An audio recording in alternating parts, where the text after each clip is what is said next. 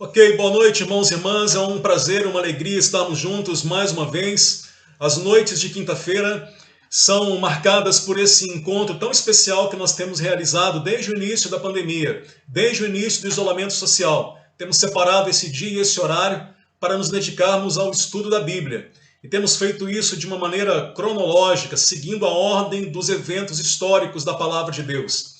Se você perdeu algum dos estudos anteriores, eu tenho uma boa notícia para você.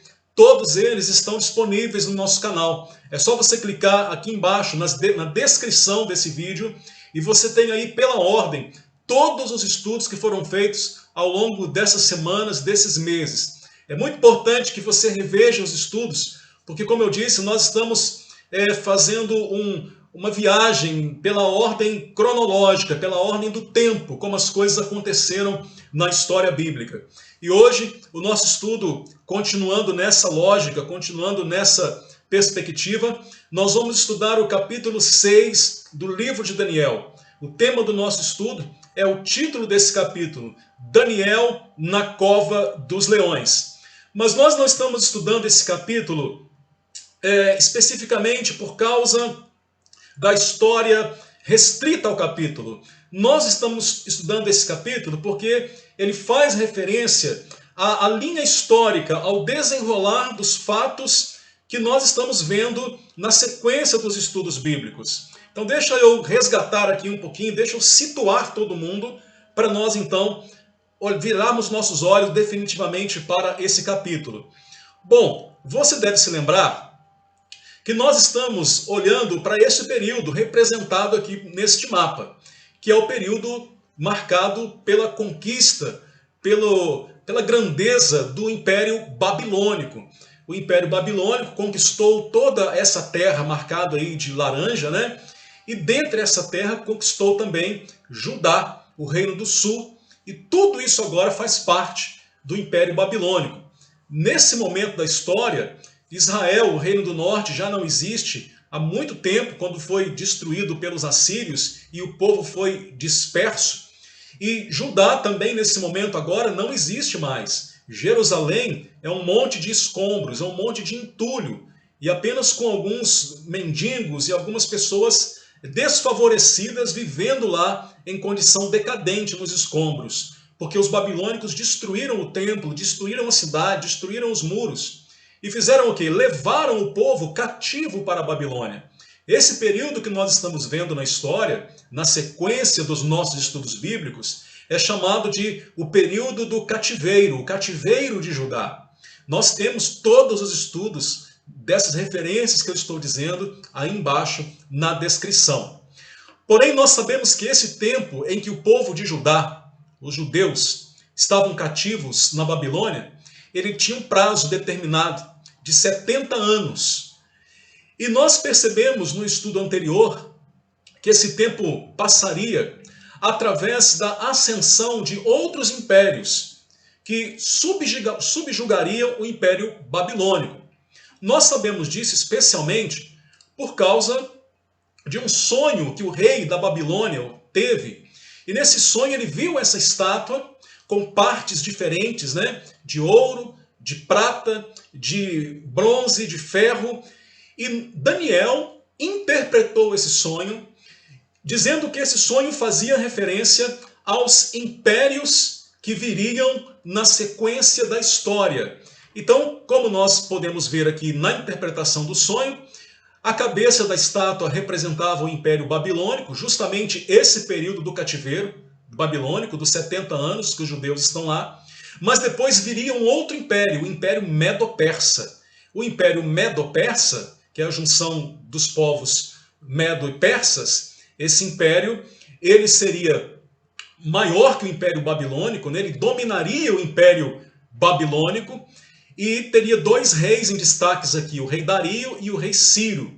Nós estamos ali, olha, ele vai durar de 538 a 351 a.C. Estamos chegando perto do nascimento de Cristo. Então, esse período agora é o que nós vamos ver. O Império Babilônico, conforme essa visão demonstrava, o Império Babilônico, ele chegaria ao fim. E o capítulo 6 de Daniel, ele é perfeito para mostrar como e quando aconteceu o fim do Império Babilônico e como ficou a situação dos judeus que estavam no cativeiro babilônico agora sobre um novo domínio. Então, o que vem depois do Império Babilônico? Ora, nós vamos ver isso no capítulo 6 de Daniel. O que virá é o que eu vou mostrar para vocês aqui agora. Olha, vou até mexer a posição da minha câmera aqui para poder ficar mais visível. Isso aí. Veja bem, se você achava que o Império Babilônico era grande, olha o que veio agora, o Império Medo-Persa, representado pela segunda parte daquela estátua que o rei sonhou e que Daniel interpretou. Esse é o império que veio na sequência do Império Babilônico. O Império Medo-Persa, ele domina o Império Babilônico, ele conquista tudo que era do Império Babilônico. Então, a partir de agora, nos nossos estudos bíblicos, a partir de agora, na linha da história bíblica, não existe mais Império Babilônico. Acabou o Império Babilônico. Por quê? Porque o Império Medo-Persa veio e dominou muito mais do que o Império Babilônico. Deixa eu pegar aqui a minha setinha. Se vocês se lembram da imagem do Império Babilônico, você vai situar aqui comigo. Ó, Babilônia, aqui embaixo, Suzã, e era como se fosse uma meia-lua, né, que vinha até essa região aqui, Jerusalém, né? Essa parte que eu estou circulando aqui com a seta era o Império Babilônico. Olha o que acontece. O Império Medo-Persa, ele é muito mais abrangente, ele chega a pegar o Egito, né? Ele vai até lá na Grécia, começa a entrar ali pela Europa. Então foi realmente muito maior em extensão geográfica. O que acontece? No capítulo 5 de Daniel, nós encontramos a menção do último governante babilônico, que ele é morto pelo rei Medo-Persa. Então, no capítulo 6 de Daniel, o cenário que nós vamos encontrar já é esse cenário que você está vendo aqui comigo. Até o capítulo 5 é o Império Babilônico. Do capítulo 6 em diante, não é mais a Babilônia, agora é o Império Medo-Persa. E é por isso que nós vamos estudar o capítulo 6. Porque no capítulo 6, nós vamos ver direitinho como que foi essa transição. Os judeus que estavam ali no exílio babilônico, eles agora estavam sob o domínio de um novo império, de um novo rei, que não era mais a Babilônia. Então nós vamos ver isso direitinho. Eu vou colocar para vocês aqui o texto bíblico. Abra, por favor, a sua Bíblia. Esse episódio de Daniel na Cova dos Leões, ele vai nos mostrar muito bem como é que sucedeu essa transição do cativeiro dos judeus que estava sob o domínio babilônico para agora o cativeiro estando sobre o domínio medo-persa. Olha, o capítulo 6 de Daniel ele é um pouquinho longo, então eu vou fazer uma metodologia diferente. Eu vou colocar aqui um vídeo, uma narração com o texto, e eu quero que você acompanhe comigo essa narração. Eu coloquei numa linguagem mais atualizada, que é a nova versão internacional. Por favor, ouça com bastante atenção para nós agora voltarmos a nossa concentração para esse novo período da história, que não é mais o Império Babilônico, que é o Império Medo-Persa. Então preste atenção na narrativa do texto, na leitura do texto, que vai começar agora. Daniel 6. Dario achou por bem nomear 120 sátrapas para governarem todo o reino e colocou 3 supervisores sobre eles, um dos quais era Daniel. Os sátrapas tinham que prestar contas a eles para que o rei não sofresse nenhuma perda. Ora, Daniel se destacou tanto entre os supervisores e os sátrapas por suas grandes qualidades que o rei planejava colocá-lo à frente do governo de todo o império. Diante disso, os supervisores e os sátrapas procuraram motivos para acusar Daniel em sua administração governamental, mas nada conseguiram. Não puderam achar nele falta alguma, pois ele era fiel, não era desonesto nem negligente. Finalmente, esses homens disseram: jamais encontraremos algum motivo para acusar esse Daniel, a menos que seja algo relacionado com a lei do Deus dele. E assim, os supervisores e os sátrapas, de comum acordo, foram falar com o rei. Ó rei Dario, vive para sempre. Todos os supervisores reais, os prefeitos, os sátrapas, os conselheiros e os governadores concordaram em que o rei deve emitir um decreto ordenando que todo aquele que orar a qualquer deus ou a qualquer homem nos próximos 30 dias, exceto a ti, ó rei, seja atirado na cova dos leões. Agora, ó rei, emite o decreto e assina-o, para que não seja alterado, conforme a lei dos medos e dos persas, que não pode ser revogada. E o rei Dario assinou o decreto. Quando Daniel soube que o decreto tinha sido publicado, foi para casa, para o seu quarto, no andar de cima, onde as janelas davam para Jerusalém, e ali fez o que costumava fazer. 3 vezes por dia ele se ajoelhava e orava, agradecendo ao seu Deus. Então aqueles homens foram investigar e encontraram Daniel orando, pedindo ajuda a Deus. E foram logo falar com o rei acerca do decreto real. Tu não publicaste um decreto ordenando que nestes 30 dias todo aquele que fizer algum pedido a qualquer deus ou a qualquer homem, exceto a ti, ó rei, será lançado na cova dos leões? O rei respondeu, o decreto está em vigor, conforme a lei dos medos e dos persas, que não pode ser revogada. Então disseram ao rei, Daniel, um dos exilados de Judá, não te dá ouvidos, ó rei, nem ao decreto que assinaste. Ele continua orando 3 vezes por dia. Quando o rei ouviu isso, ficou muito contrariado e decidiu salvar Daniel. Até o pôr do sol fez o possível para livrá-lo. Mas os homens lhe disseram, lembra-te, ó rei, de que, segundo a lei dos medos e dos persas, nenhum decreto ou edito do rei pode ser modificado. Então o rei deu ordens, e eles trouxeram Daniel e o jogaram na cova dos leões. O rei, porém, disse a Daniel, que o seu Deus, a quem você serve continuamente, o livre. Taparam a cova com uma pedra, e o rei a selou com o seu anel-selo e com os anéis dos seus nobres, para que a decisão sobre Daniel não se modificasse. Tendo voltado ao palácio, o rei passou a noite sem comer e não aceitou nenhum divertimento em sua presença. Além disso, não conseguiu dormir. Logo ao alvorecer, o rei se levantou e correu para a cova dos leões. Quando ia se aproximando da cova, chamou Daniel com voz que revelava aflição. Daniel, servo do Deus vivo, será que o seu Deus, a quem você serve continuamente, pôde livrá-lo dos leões? Daniel respondeu, ó rei, vive para sempre. O meu Deus enviou o seu anjo que fechou a boca dos leões. Eles não me fizeram mal algum, pois fui considerado inocente à vista de Deus. Também contra ti não cometi mal algum, ó rei. O rei muito se alegrou e ordenou que tirassem Daniel da cova.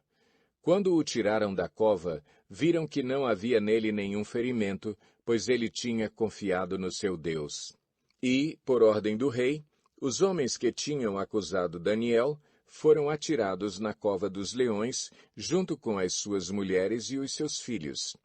E, antes de chegarem ao fundo, os leões os atacaram e despedaçaram todos os seus ossos. Então o rei Dario escreveu aos homens de todas as nações, povos e línguas de toda a terra: paz e prosperidade. Estou editando um decreto para que em todos os domínios do império os homens temam e reverenciem o Deus de Daniel. Pois ele é o Deus vivo e permanece para sempre. O seu reino não será destruído, o seu domínio jamais acabará. Ele livra e salva, faz sinais e maravilhas nos céus e na terra. Ele livrou Daniel do poder dos leões. Assim, Daniel prosperou durante os reinados de Dario e de Ciro, o persa. Muito bom, hein? Facilita, né? A gente colocar o vídeo aqui para a gente fazer essa leitura juntos e a gente fica mais atento à leitura, né? Bom, muito bom, texto maravilhoso. Mas vocês perceberam nesse texto o quanto ele já traz elementos diferentes com relação aos textos anteriores? Eu digo elementos agora que evidenciam o novo império, né? O novo cenário, o Império Medo-Persa. Você vê que no versículo 28 o texto termina dizendo que Daniel prosperou no reinado de Ciro e de Dario, ou seja, os reis, né, do Império Medo-Persa. Você vê que quando a lei é promulgada, por duas vezes o texto faz a expressão segundo a lei dos medos e dos persas. Você percebeu isso? Então, no capítulo 6, nós percebemos vários elementos que mostram o novo cenário que os exilados estão vivendo a partir desse capítulo. E esse novo cenário, ele é exatamente o novo domínio, é Dario, é Ciro, é a lei que é diferente da lei de Nabucodonosor, da lei da Babilônia. Agora é a lei dos medos e dos persas. Capítulo 6 ele já começa mostrando que quando os medo-persas dominam o Império Babilônico, eles já mudam a maneira de administrar. E nós vamos ver esses detalhes agora. Como nós sempre fazemos, a gente tem dois objetivos com o estudo bíblico. O primeiro é ensinar a história bíblica, com profundidade, com aspectos interessantes. É o que a gente está fazendo, ensinando o panorama bíblico, né? Abrindo a sua visão sobre a história bíblica, sobre o cenário bíblico. Esse é o primeiro objetivo. O segundo objetivo é extrair as mensagens de Deus para os nossos corações. Então nós vamos ver isso a partir desse texto. Vamos aprender esse novo cenário. Lembre-se que os judeus estão ali nesse exílio, mas que agora não é mais o exílio babilônico, é o exílio sob domínio medo-persa, e que os judeus estão por ali ainda, né, exilados nessa região. Muito bem, então deixa eu colocar novamente aqui o texto para ficar como referência para nós, né? E eu vou colocar para vocês agora um esboço para nós podermos analisar. Aliás, deixa eu tirar esse texto aqui, que vai ocupar muito espaço na minha tela, vocês nem vão conseguir me ver direito. Aqui.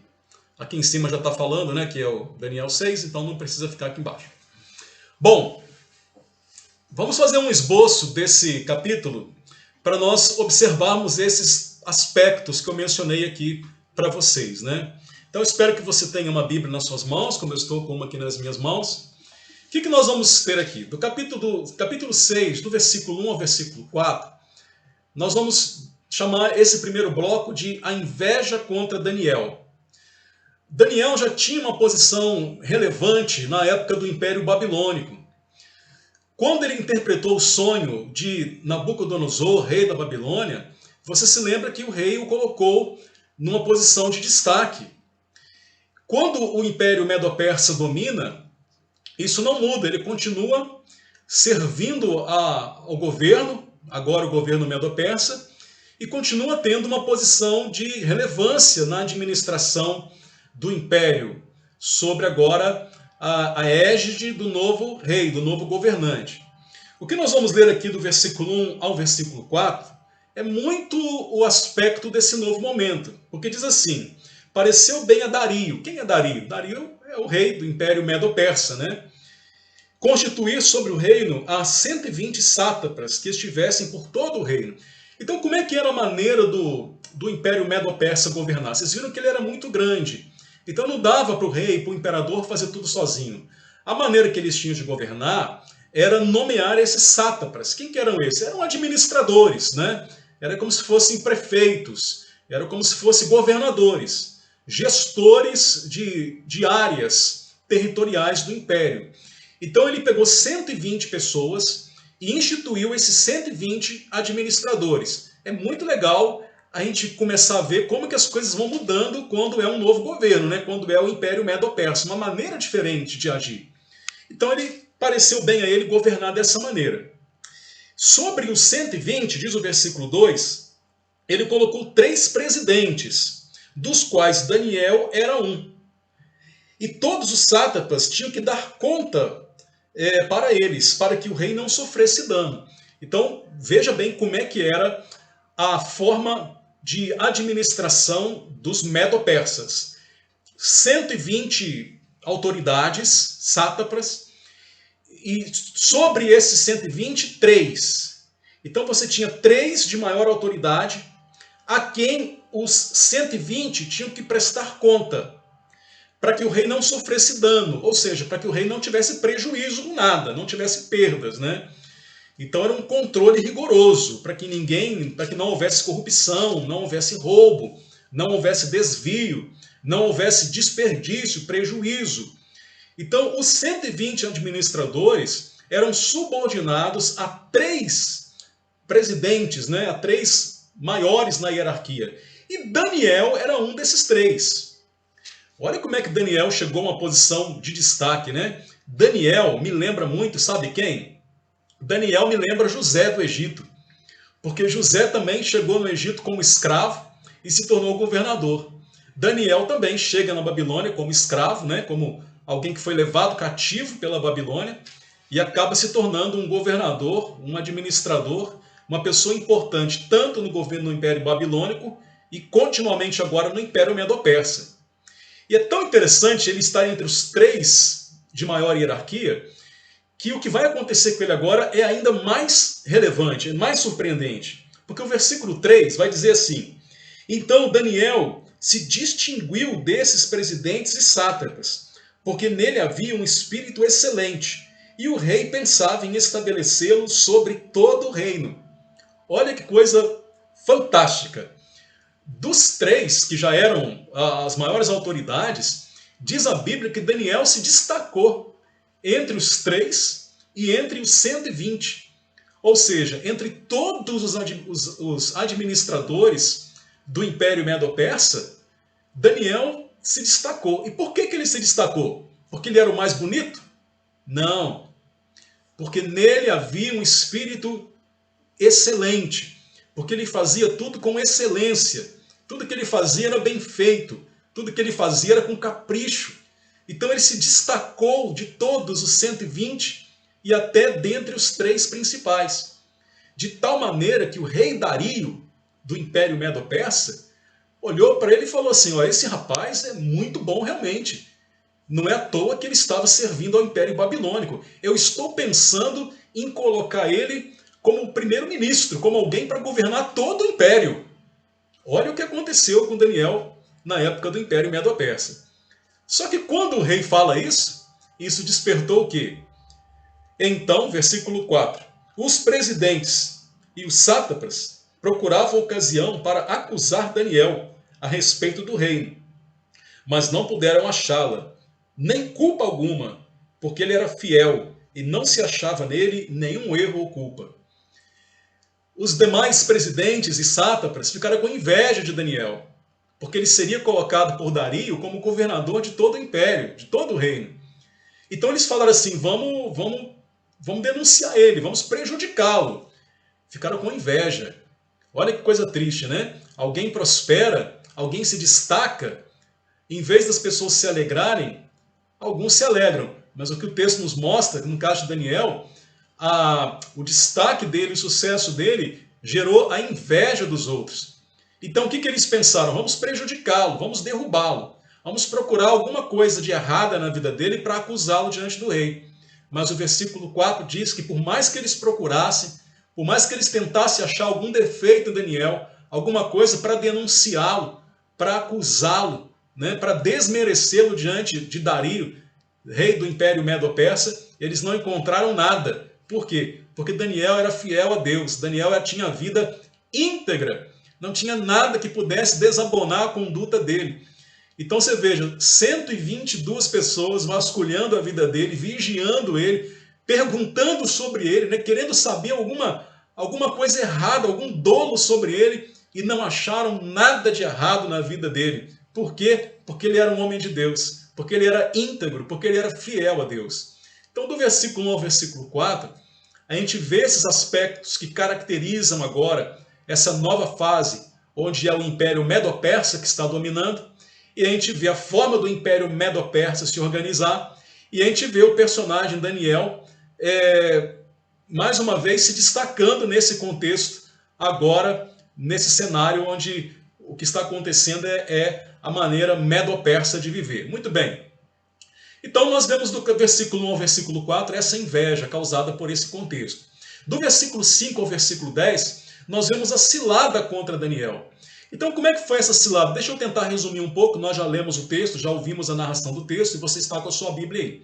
Bom, essa cilada, os outros administradores falaram assim, nós não vamos conseguir acusar ele de nada, porque esse menino, esse judeu tem a vida muito certa, então vamos fazer uma armadilha. Vou resumir aqui em palavras mais simples, tá, irmãos e irmãs? O texto nós já vimos.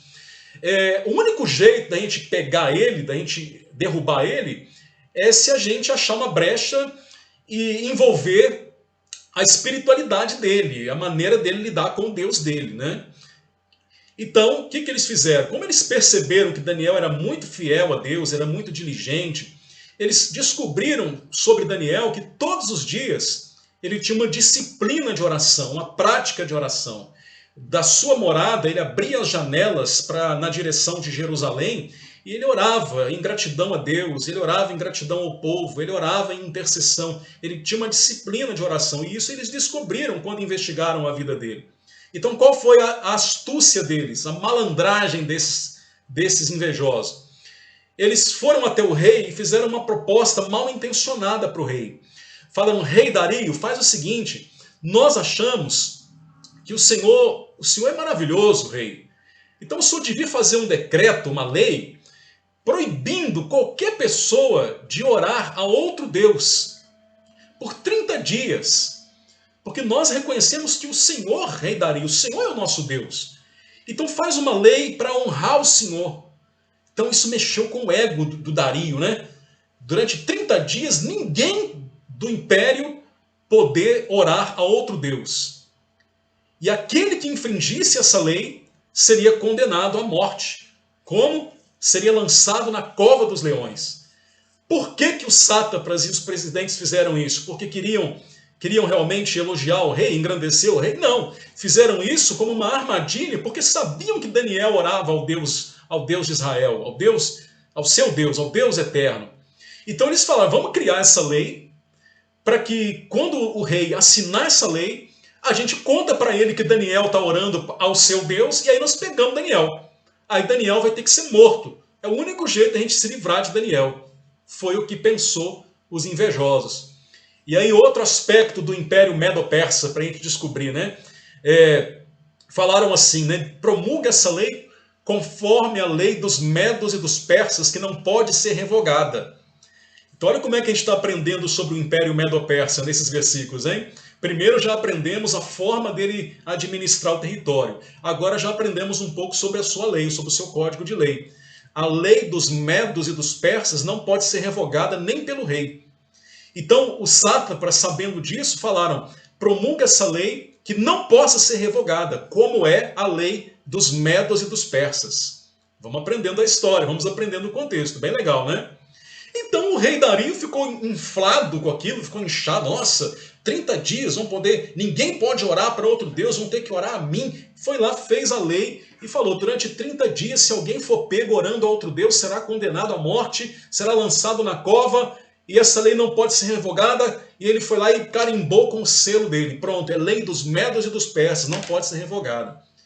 Quando ele fez isso, mal sabia ele que era uma armadilha, mal sabia ele que ele estava sendo usado como uma peça numa artimanha para derrubar Daniel. E ele gostava de Daniel. Vocês viram que ele elogiou Daniel, ele estava com planos para Daniel. Ele queria colocar Daniel como um primeiro-ministro, né? Ele não sabia que aquilo ali não se passava de uma armadilha para derrubar Daniel. Então essa é a cilada que foi montada. E o que vai acontecer? Do versículo 12 ao versículo 23, é o terceiro bloco do capítulo, nós vemos Daniel na cova dos leões. Porque o que vai acontecer?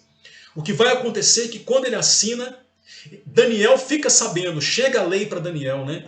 Daniel recebe lá, como todo mundo, lá a lei, ele lê a carta, e o que Daniel faz? Daniel se acovarda? Daniel para de orar? Diante de uma ameaça, diante de uma dificuldade, Daniel abandona a sua fé? Abandona a sua vida de oração? Não. Ele continua agindo da mesma maneira, mesmo sabendo que a fidelidade dele poderia custar a vida dele, ele vai para a sua residência, ele abre a janela. Para mim essa expressão é muito interessante, né? É você ter uma fé de janela aberta. Porque veja bem, ele poderia continuar orando de janela fechada, ninguém ia saber. Mas a fé dele era uma fé de janela aberta, ou seja, todos poderiam testemunhar a fé dele. Fica aqui uma dica para nós. A nossa fé é uma fé de janela fechada, onde ninguém vê, ou a nossa fé é uma fé de janela aberta, onde todos sabem a quem nós servimos. Fecha parênteses. Então Daniel abre a janela, mesmo diante do decreto, e está lá orando. Aí os outros sátrapas e os presidentes vão ao rei Dario e falam com ele: rei, aquele Daniel dos exilados de Judá, fazem referência, né, que ele faz parte dos judeus que estavam lá desde a época do domínio babilônico, do exílio babilônico. Então eles usam essa expressão, acho interessante essa referência. Daniel, aquele dos exilados de Judá, aquele judeu que já estava aqui quando nós chegamos, ele não faz caso de ti, ele não obedece à tua lei. O Senhor não fez um decreto que ninguém poderia orar a outro Deus? Pois é, ele está lá orando ao Deus dele. Então o decreto tem que ser cumprido, ele tem que ser lançado na cova dos leões, rei. Quando o rei Dario ficou sabendo disso, ele ficou angustiado, ele ficou aborrecido, ele ficou triste, porque ele admirava Daniel, ele gostava de Daniel. E diz o texto que ele se empenhou, ele fez tudo o que podia fazer por um longo período de tempo para tentar livrar Daniel da condenação. Mas por que ele não podia? Outro aspecto do Império Medo-Persa. Porque a lei dos medos e dos persas não pode ser revogada. Essa expressão vai aparecer de novo no texto para mostrar essa característica desse momento da história, desse contexto do Império Medo-Persa. Nem o próprio rei que promulgou a lei pode revogá-la, porque é lei dos medos e dos persas. Então o rei fica muito angustiado, ele não consegue dormir. À noite ele proíbe as canções, ele proíbe as diversões. Ele fica realmente, o texto nos mostra com clareza que ele ficou muito triste, muito angustiado. Ele não queria perder Daniel, ele não queria que Daniel fosse lançado na cova dos leões. Como ele viu que não tinha nada a fazer, não podia revogar, a lei foi sendo então cumprida. E ele, no último momento lá de esperança, disse para Daniel: Daniel, o teu Deus, a quem você serve continuamente, o teu Deus te livre, porque eu não posso te livrar. E Daniel então foi lançado na cova dos leões. Veja, meus irmãos e minhas irmãs, nós não temos nenhuma referência e nenhum motivo para pensar que Daniel tinha certeza de que ele seria liberto da cova dos leões. É importante saber disso porque, mesmo sabendo da iminência da morte, nós vemos Daniel mantendo a sua fé firme, não é? Ele foi lançado na cova dos leões para Deus livrá-lo ou não. Mesmo se ele fosse estraçalhado ali pelos leões, ele estava seguro de que o mais importante era manter a sua fidelidade ao Senhor. Então o rei Dario autoriza a execução de Daniel. Daniel é lançado na cova dos leões. E o rei Dario não dorme aquela noite e ele fica angustiado. E na manhã cedinho, no outro dia de madrugada, ele vai lá e ele fala de uma forma assim triste, talvez de uma forma até irônica, de uma forma até desesperançada, né? Ele chega lá e ele chega diante da cova e fala assim, está lá no versículo 19. Pela manhã, ao romper do dia, levantou-se o rei e foi com pressa à cova dos leões. Alguma esperança de que Daniel tivesse sobrevivido. Versículo 20, acompanhe na sua Bíblia. Chegando-se ele à cova, chamou por Daniel com voz triste. Ele não tinha muita esperança, ele chegou a Daniel, com voz triste. Disse o rei a Daniel: Daniel, servo do Deus vivo, dar-se-ia o caso que o teu Deus, a quem tu continuamente serves, tenha podido livrar-se dos leões? Então ele falou isso com tristeza, como quem diz palavras ao vento. Ô Daniel, será que o teu Deus, a quem você servia, poderia ter te livrado dos leões? Com tristeza. E aí, para o susto dele, para a alegria dele, para a surpresa dele, ele, lá no versículo 21, diz: Então Daniel falou ao rei: Ó rei, vive eternamente, que era a saudação que se fazia aos reis. O meu Deus enviou o seu anjo, e fechou a boca dos leões, para que não me fizessem dano, porque foi achada em mim inocência diante dele. Também contra ti, ó rei, não cometi delito algum.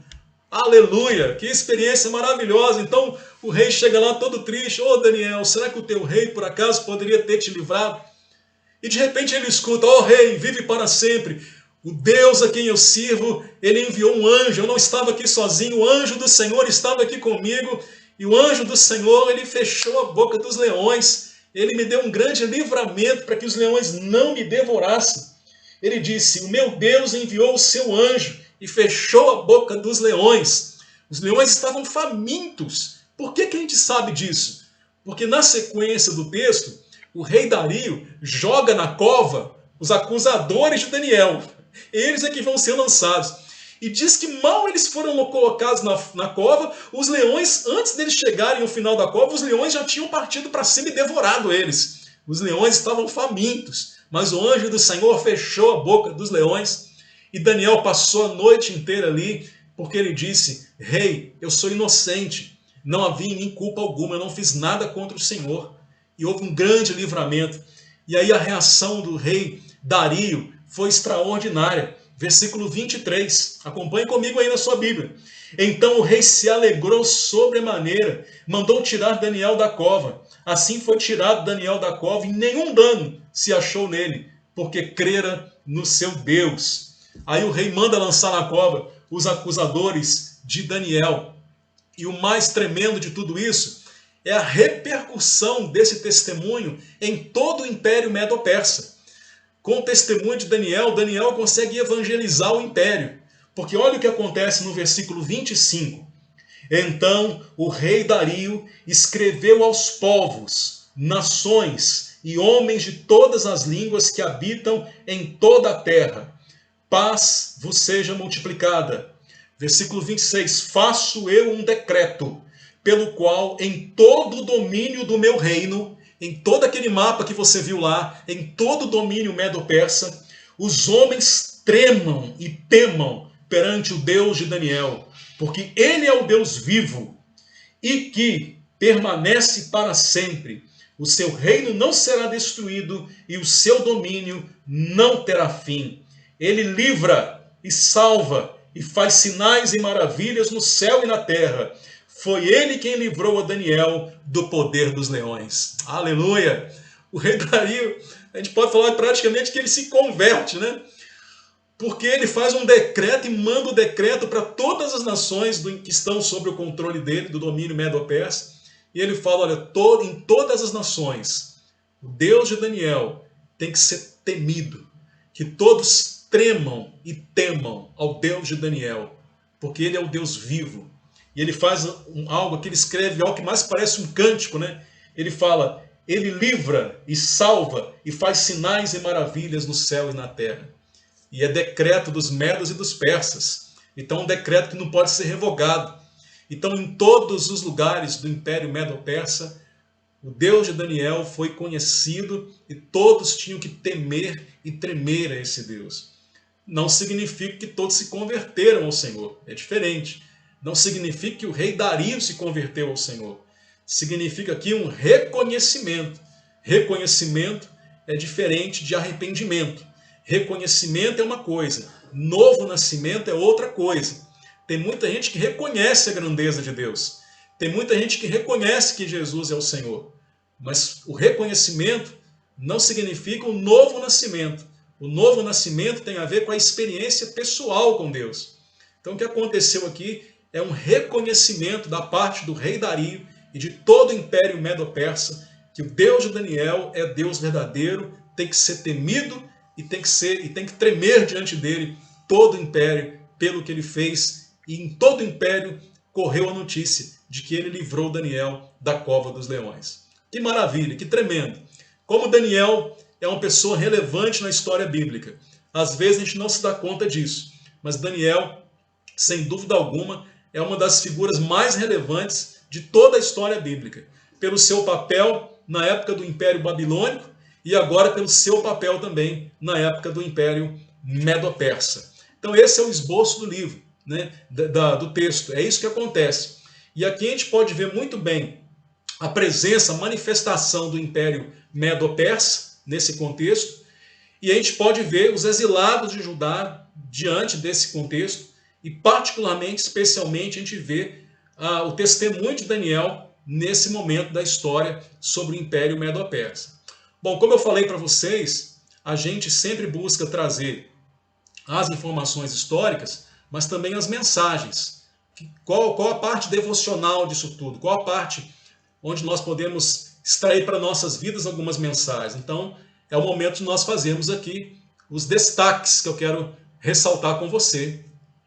O que a gente tira de lição para a nossa vida? Além do aprendizado histórico, além do aprendizado como nós já tivemos até aqui, quais são as aplicações disso? O que o Espírito Santo quer trabalhar em nós através desse depoimento da palavra de Deus? Eu quero pontuar 4 destaques dessa história, deste período da história bíblica que fala ao nosso coração. Primeiro destaque é a questão da excelência, que está lá no versículo 3. Daniel se destaca entre os 120 sátrapas e entre os 3 presidentes, porque não é porque ele era o mais bonito, não é porque ele usava roupa de marca, não é porque ele tinha uma voz bonita, não é porque ele tinha uma boa assessoria. Ele se destaca entre todos porque ele tinha um espírito excelente. Ele fazia tudo com excelência. Gente, nós temos que aprender sobre isso. É uma grande lição para nós. Por favor, nessa noite, além de aprender história bíblica, aprenda que Deus tem um chamado para a nossa vida, um chamado para a excelência. O que é excelência? Excelência é o oposto de mediocridade. Então, o que é mediocridade? Às vezes a gente fala de medíocre, parece até um xingamento, um palavrão, mas na verdade, a tradução da palavra medíocre significa na média. Quando você fala que alguém é medíocre, você fala que aquela pessoa está na média, faz o que todo mundo faz igual todo mundo. Esse é o significado, é a etimologia correta da palavra medíocre. É quem faz tudo na média, é igual todo mundo. O que é ser excelente? Ser excelente é não ser medíocre. Se todo mundo faz na média, eu faço diferente, eu faço alguma coisa melhor. Eu faço um capricho a mais, eu faço um cuidado a mais, eu cuido mais. Isso é excelência, é sair do convencional. Eu estava vendo uma história, me permitam rapidamente contar essa história para você. Diz que havia um diretor de uma grande empresa e ele queria promover um funcionário, a gerente. Então ele fez um teste. Ele chamou o primeiro funcionário. Aí chamou no escritório e falou assim, olha, lá embaixo no prédio, lá embaixo na calçada, estavam num prédio alto, tem um vendedor, tem um rapaz numa barraquinha vendendo abacaxi. Igual a gente vê aqui na nossa cidade, né, o caminhão do abacaxi, enfim, tem lá uma barraquinha lá, ou um caminhãozinho com abacaxi. Vai lá e pergunta quanto que é o abacaxi. Aí aquele empregado foi, desceu lá embaixo, aí aproveitou para dar uma enrolada, aproveitou para ir na padaria do outro lado da rua, tomar um cafezinho, comer um pão de queijo, fez ali uma meia hora, aí foi lá, perguntou quanto que é o abacaxi e subiu. Quando ele chegou no escritório do chefe, o chefe perguntou, e aí, quanto que é o abacaxi? E ele falou, o abacaxi é R$3, R$5 o abacaxi. Aí o chefe perguntou, é abacaxi pérola? O funcionário falou, não sei, só sei que é R$3. Tá bom, tá dispensado. Aí ele chamou um outro funcionário e falou a mesma coisa, fez o mesmo pedido e disse para ele, vá lá embaixo naquele caminhão de abacaxi, vê quanto custa o abacaxi. O funcionário foi diretamente lá, não passou na padaria, não ficou enrolando, chegou, voltou para o escritório e o chefe perguntou, e você foi lá? Foi, sim, senhor. Quanto custa o abacaxi? E ele falou assim, chefe, o abacaxi pérola custa R$5, mas ele faz 3 por 10. Aí o chefe já ficou diferente. Aí falou assim, mas você sabe se ele tem quantidade para entregar? O funcionário falou, sim, chefe, eu perguntei para ele. Ele falou que tem sim, inclusive eu dei um cartão para ele da nossa firma, e aqui, ó, eu trouxe para o senhor aqui, eu anotei aqui o telefone dele, o contato dele, eu trouxe para o senhor, se o senhor precisar, está aqui. O chefe ficou admirado. E perguntou para ele, mas será que ele entrega em qual prazo? Perguntei para ele, chefe, diz ele que se fizer o pedido até as 3 horas da tarde, ele entrega até as 8 horas da manhã do dia seguinte. Ó, chefe, tem mais, hein? Se comprar mais de 100, ele dá 10% de desconto. Olha o mesmo pedido para 2 funcionários, olha como um reagiu, olha como o outro reagiu. Eu lhe pergunto, meu irmão, minha irmã, quem foi promovido?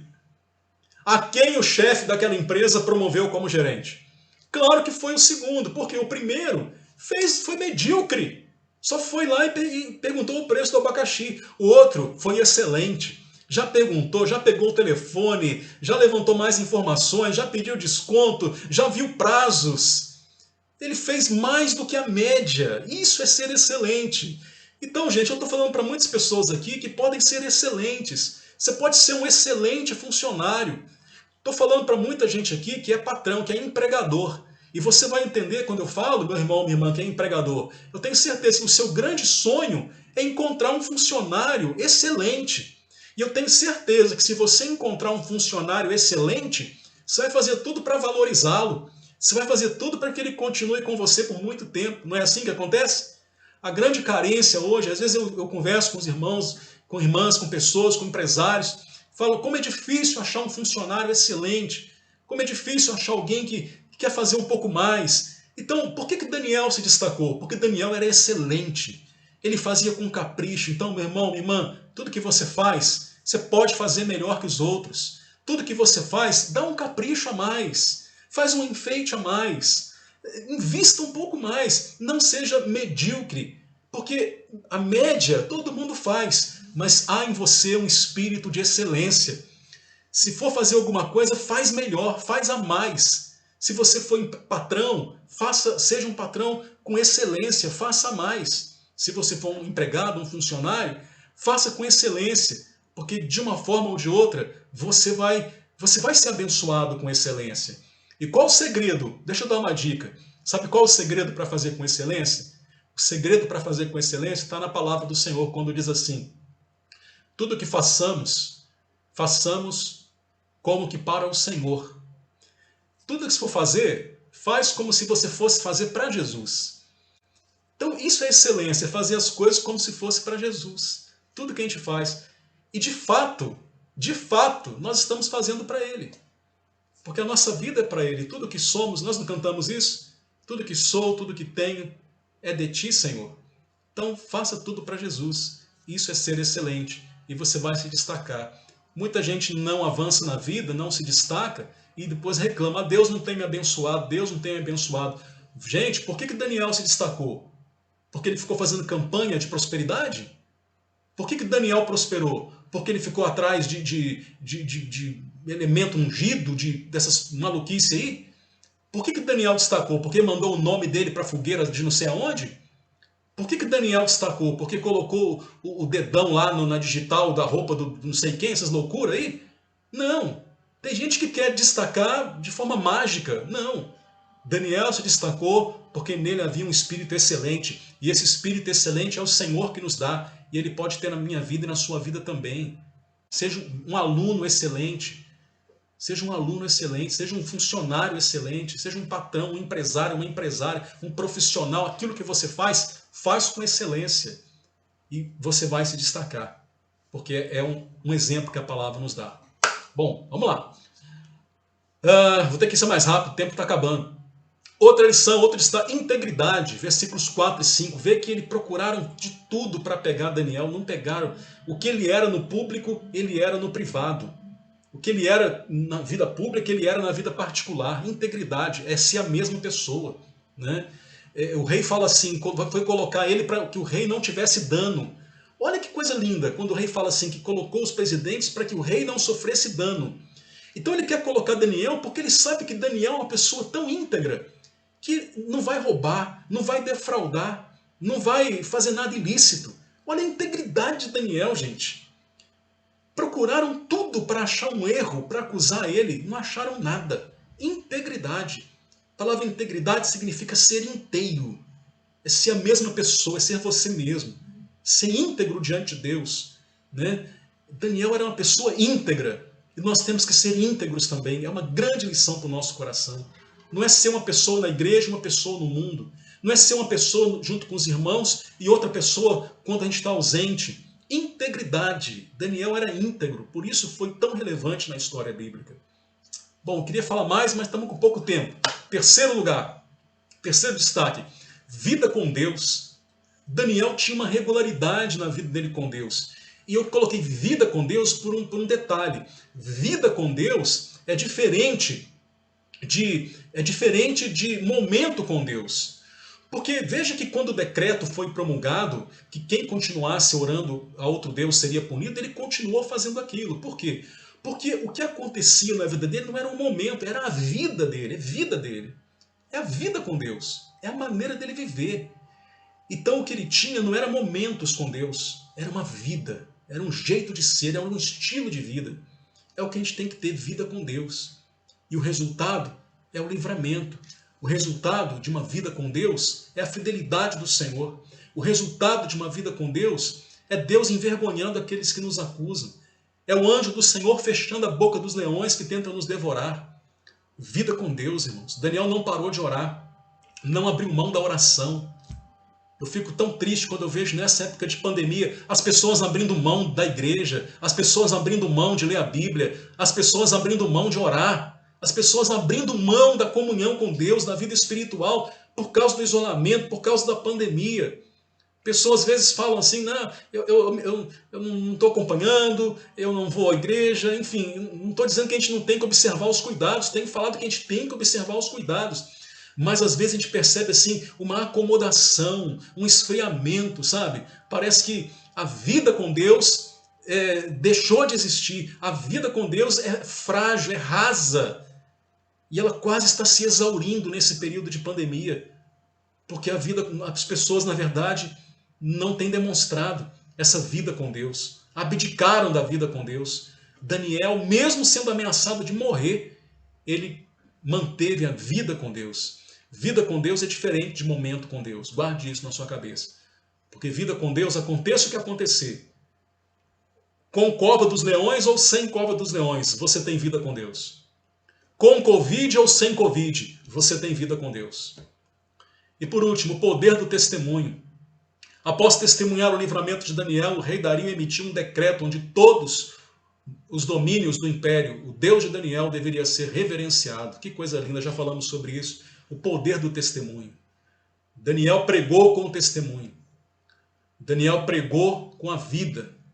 O nosso testemunho é uma poderosa ferramenta de pregação. Há uma pessoa importante na história do cristianismo que dizia o seguinte: pregue bastante. Se precisar, fale alguma coisa. Porque muitas vezes, ou na grande maioria das vezes, a gente precisa pregar muito mais com o nosso testemunho do que com as nossas palavras. O testemunho de Daniel ecoou sobre todo o Império Medo-Persa. Então eu deixo esses destaques com vocês para que a gente possa buscar em Deus, aplicá-los nas nossas vidas, a fim de que sejamos edificados também por essas lições, por essas ministrações da palavra e não apenas pelo seu conhecimento histórico. Eu espero que você tenha aprendido muita coisa nesse estudo, aprendido sobre esse novo momento da história, né? Esse novo momento da história agora, com os medo-persas. Os judeus estão lá. Quinta-feira que vem, nós vamos ver que esse novo momento da história vai começar a favorecer a libertação deles, o retorno dos judeus para Jerusalém. Então prepara para a semana que vem. Eles vão começar a voltar para Jerusalém. E aí Judá vai começar a ser restabelecida novamente. Por isso que é importante a gente acompanhar na ordem histórica dos fatos, tá bom? E no mais, que Deus abençoe sua vida e que esses princípios sejam aplicados no seu coração. Obrigado pela sua presença, pela sua participação.